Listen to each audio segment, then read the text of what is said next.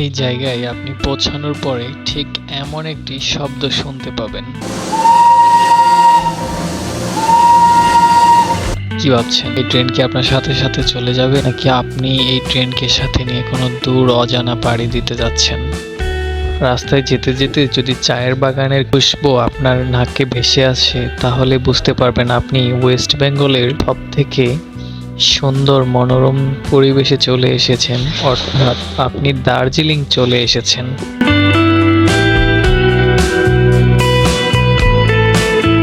এখানে আপনি দেখতে পাবেন চায়ের বাগান, ঝর্ণা, লেক, মন্দির, চার্চ এবং কয়লায় চালিত টয়োটা ট্রেন। আরও দেখতে পাবেন পাহাড়ের বুক ঘেঁষে থাকা জু এবং মুগ্ধকর একটি গান পূর্ণ কাঞ্চনজঙ্ঘাকে উপভোগ করতে পারবেন এখান থেকে। সব থেকে উঁচু রেল স্টেশন ঘুম, যার অবস্থান দার্জিলিং। আমার এবারের গল্পটা দার্জিলিংকে নিয়ে। পাহাড়ের রানী দার্জিলিং। যেহেতু আমার যাত্রা শুরু হয় কলকাতার ব্যস্ততম rail station Sealdah railway station থেকে। কিভাবে রেলের টিকিট কাটবেন, কোথা থেকে কাটবেন, কত টাকা পড়বে, তা ভিডিওর শেষ অংশে বলছি। এখন আমার সাথে এই সুন্দর ভিউগুলো দেখতে দেখতে চলুন দার্জিলিং এর প্রথম স্টপেজ নিউ জলপাইগুড়ি স্টেশনে যাওয়া যাক। আমরা এসে পৌঁছে গেছি দার্জিলিং এর প্রথম স্টেপ আমাদের নিউ জলপাইগুড়ি রেল স্টেশন। এখান থেকে বের হয়ে আমরা একটা ট্যাক্সি যোগে যাচ্ছি এখন দার্জিলিং এর উদ্দেশ্যে। যেতে যেতে রাস্তায় এরকম অনেক সুন্দর সুন্দর চায়ের বাগান চোখে পড়ে। কোনো এক অবস্থায় আমাদের গাড়ি তেল রিজার্ভ করার জন্য যাত্রাপথে একটু বিরতি দেওয়া হয়। সে পাখে আমিও একটু নেমে ঘুরে নিলাম ইন্ডিয়ান অয়েল স্টেশন।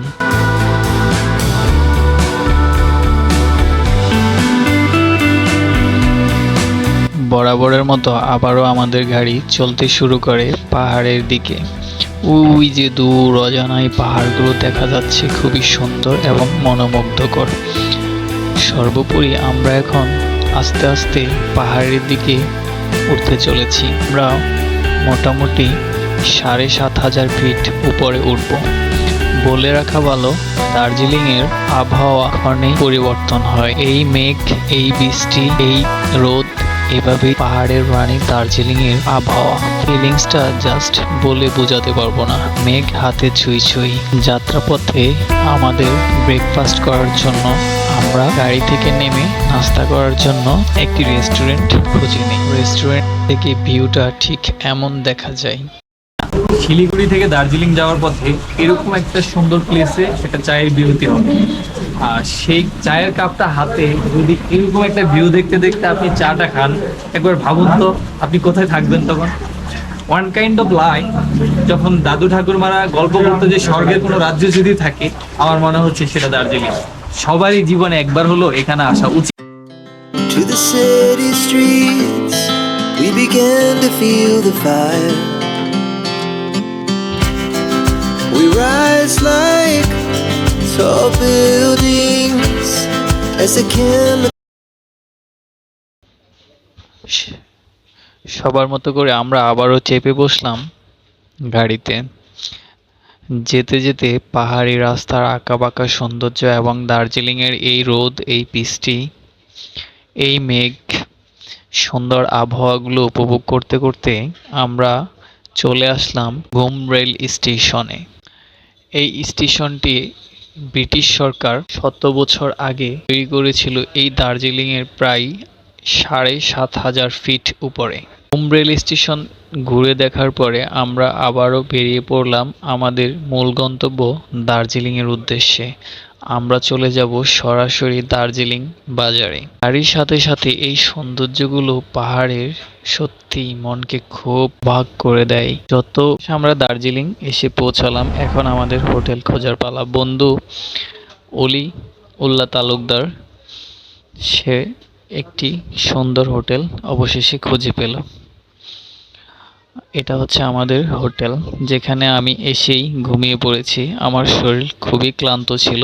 কলকাতা থেকে আমি প্রায় সর্বমোট 20 ঘন্টা জার্নি করার পরে আমি দার্জিলিং এসেছি। সেক্ষেত্রে আমার শরীর খুবই ক্লান্ত, তাই আমি ঘুমিয়ে পড়েছি। আমাদের রুমটি দার্জিলিং বাজারের একেবারে নিচেই অবস্থান ছিল, ইন্ডিয়ান ওয়েল স্টেশনের পাশেই। রাতে খাবারের জন্য আমরা চলে যাই দার্জিলিংয়ের হিল প্রাইস বড় বাজার, যেখানে স্ট্রিট ফুড পাওয়া যায়। আমরা আজকে রাতের খাবারের জন্য স্ট্রিট ফুড থেকে ফ্রাইড রাইস সাথে চিকেন নিয়ে নিলাম। আর এই দাদা খুব সুন্দর করে তা রেডি করে দিল, দেখে মনে হচ্ছে একজন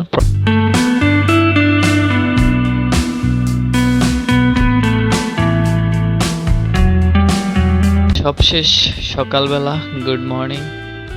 গুড মর্নিং দার্জিলিং। এই হচ্ছে আমাদের হোটেল থেকে সকালে ঘুম থেকে ওঠার পরের ভিউটা।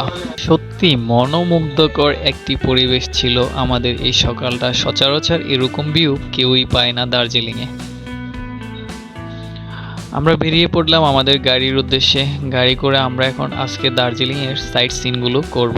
আমরা প্রথমেই চলে যাচ্ছি দার্জিলিং জু, যেখানে পাহাড়ের ঘাও ঘেঁষেই একটি চিড়িয়াখানার তৈরি করা হয়েছিল।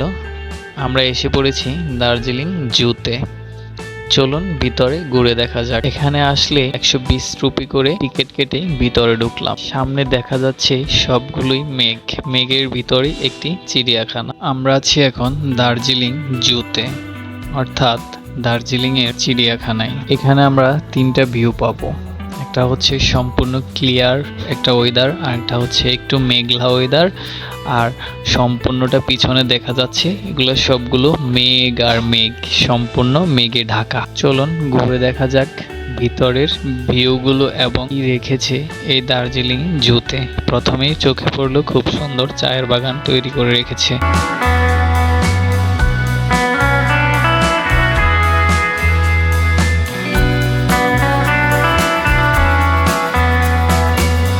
আমরা জুতে বেশিক্ষণ অপেক্ষা করিনি, কারণ আমাদের কাছে খুব একটা জুটা ভালো লাগেনি, তাই আমরা চলে এসেছি জাপানিজ টেম্পল।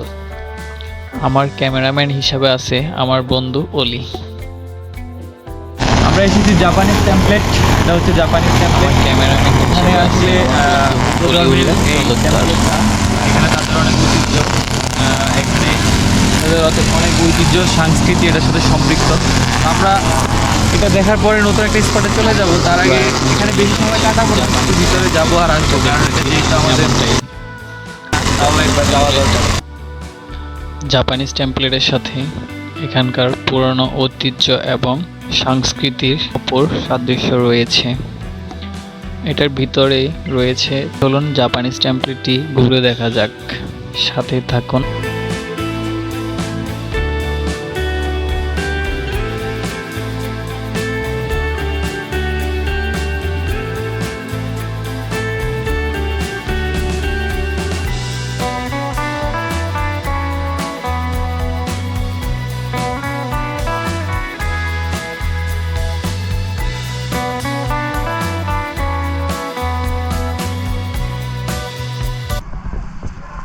আমরা এখন এসেছি একটা ভিউ করতে। যাই হোক, এখান থেকে ভিউটা অনেক সুন্দর পাওয়ার কথা ছিল, কিন্তু মেঘের কারণে আমরা ভিউটা পাচ্ছি না। তারপর আমরা উপরে যে দেখি মেঘটা, যদি দার্জিলিংয়ে মেঘ কিছুক্ষণ পর পরই আবহাওয়া চেঞ্জ হয়, যদি মেঘটা কেটে যায় তাহলে আমরা আশা করছি ভিউটা পাবো।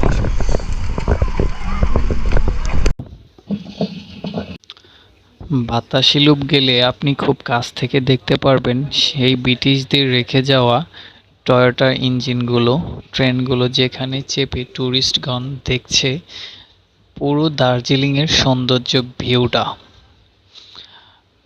এই হচ্ছে সেই কয়লায় চালিত টয়োটা ট্রেন। দার্জিলিংয়ের প্রধান আকর্ষণ I love Darjeeling place photo প্লেসে ছবি তোলা। Our hearts beat to the city streets. We began to feel the fire. We rise like tall buildings as as the chemicals they take us higher. The night's young and it's just begun. বাতাসি loop থেকে বের হয়ে আমরা এখন চলে যাচ্ছি দার্জিলিং এর সবচেয়ে সুন্দর স্পট চা বাগানের দিকে। Wanna dance to the light, pull stars from the sky, just two hearts running wild. Never sleep, never stop, never shut from the top. We're gonna be two hearts running wild.